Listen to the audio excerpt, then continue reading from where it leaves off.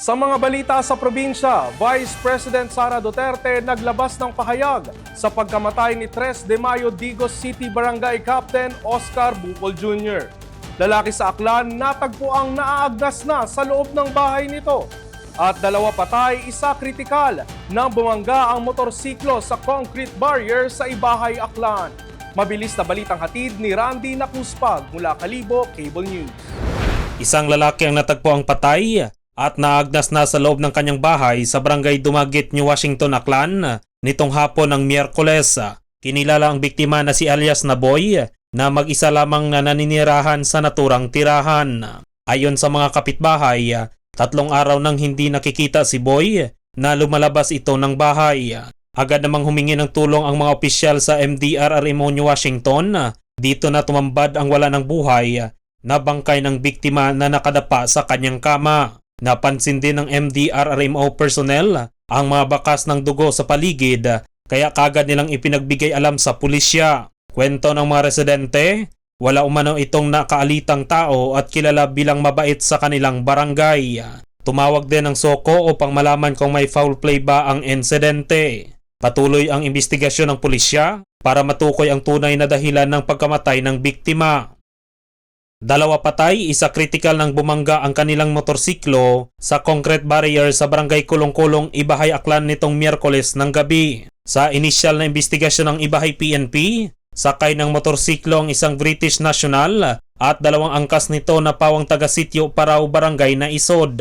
Sa bilis ng takbo ng motor, umakyat ito sa gutter ng kalsada hanggang sumalpok sa concrete barrier. Sa tindi ng impact, nagtamo ng matinding tama sa ulo ang driver at angkas nito na nagsanhi ng kanilang pagkasawi, habang kritikal naman ang isa pa nilang kasama. Ayon sa asawa ng namatay na nakaangkas, asawa ng kanyang pamangkin ang driver at kapitbahay nila ang isa pang angkas. Patuloy naman ang paalala ng otoridad sa mga motorista na mag-ingat sa pagmaneho lalo na kung nakainom.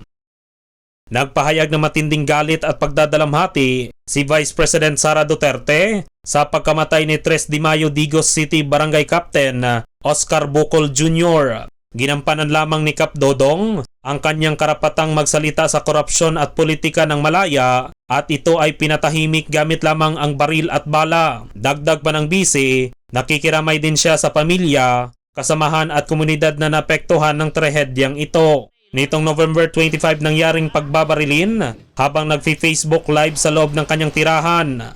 Makikitang duguan si Bucol na humihingi ng tulong. Samantala umabot na sa 3 milyong piso ang pabuya sa makakapagbigay ng impormasyon sa gunman sa pagkamatay kay Dodong. Randy Nakuspag para sa All TV News Channel 2. Magandang balita sa mga nagpaplanong bumili ng lechon. ASF free na ang La Loma. Ito'y matapos isyuhan ng temporary closure ang 14 na establishmento noong November 13. Mabilis na balitang hatid ni Enzo Laca. Sa pahayag na nilabas ng Quezon City LGU, nagsagawa ng disinfection sa loob ng 1 linggo ang mga tindahan sa utos ng Bureau of Animal Industry. Inatasan din ng mga establishmento na sumunod sa kinakailangan sanitary, safety at health protocols. Sa panayam ng All TV News kay Ramon Ferreros, presidente ng La Loma Lechoneros Association, ikinatuwa niya ang inilabas na pahayag ng Quezon City LGU. Matindi man anya ang nawala sa kanila sa pansamantalang pagsasara, ay kailangan sumunod sa panuntunan. Sinisuguro rin niya sa publiko na laging bagong stock ng baboy ang nililitsyon ng mga lechoneros sa La Loma at totally 100% ASF free na sa lugar. Sa kasalukuyan, 3 tindahan na nabigyan ng lifting order. Itong Monchis Lechon, Rick's Lechon at Ryan's Lechon matapos makapasa sa regulation ng City Health at City Veterinary Department. Enzo Lacap, All TV News, Channel 2. At yan ang mga up-to-date na balitang nakalap ng All TV News ngayong hapon.